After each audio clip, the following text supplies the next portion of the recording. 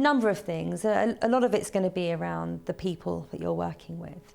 But having an environment where you are setting and achieving goals together is pretty important.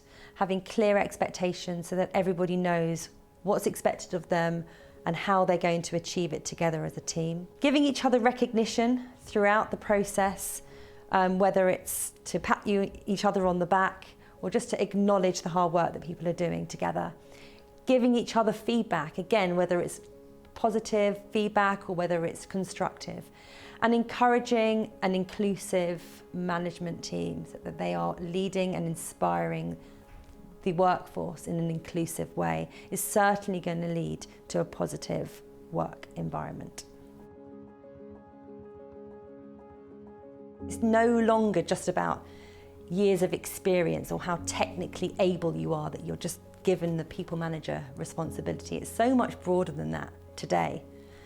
And I don't think many organisations necessarily have a way to prepare individual contributors to become a people manager. They suddenly just have these people that are ready and willing, but do they actually have the skills and tools to help them get there themselves? Not even sure that the people managers are that well equipped. We know we're in the heat of this great resignation, where all organisations are firefighting, us as well.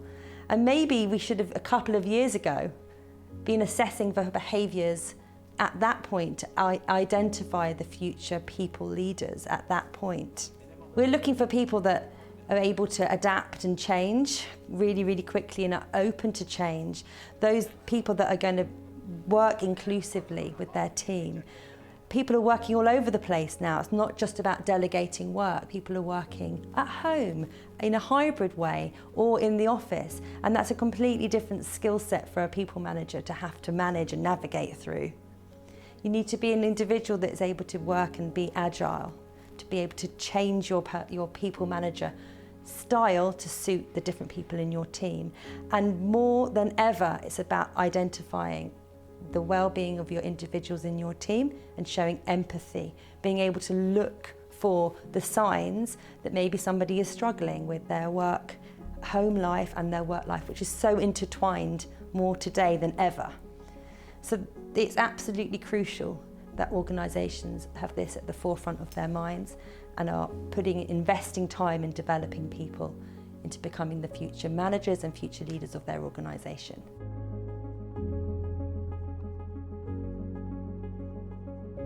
I must say, I think gone are the days where you're just going to have a classic interview. It can't just now be based on an appraisal rating or how many years somebody has worked in your organisation or even how technically able they are. That it's so much broader being a people manager today, more so than ever. It's really important that organisations are assessing people's behaviours in order to identify their strengths, in order to become the people managers that we need them to be today, which is a very all-rounded role.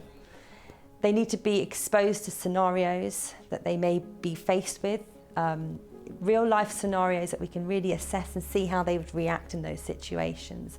The challenging times as well as the enjoyable times when you're inspiring individuals, but when you're actually coaching somebody through a difficult situation, whether it's in the workplace or even at home. So scenarios and simulations are really, really key as the tools to be able to assess. This has been around for some time in the sort of health arena, but now we're really starting to see our clients and our organisations asking more around the behaviours, the resilience of individuals. The assessments really need to help organisations understand their human sustainability and the resilience of their workforce. By understanding this and being able to measure and compare and assess, it's going to improve the health of the workforce, it's going to reduce turnover, it's going to improve and increase productivity, and it's certainly going to improve the brand and how they're being seen as an organisation. Now, there are a number of assessments out there, but if you can look at it in 3 different ways. It's, number one, looking at it from the individual's point of view, so they have some education around their well-being and how it's impacting themselves at work. Number 2, by looking at the team and how they can work collaboratively together in a collective way and to improve resilience as a team. And then thirdly, as an organisation, to link to the strategy and the overall aims of the organisation. That's the key.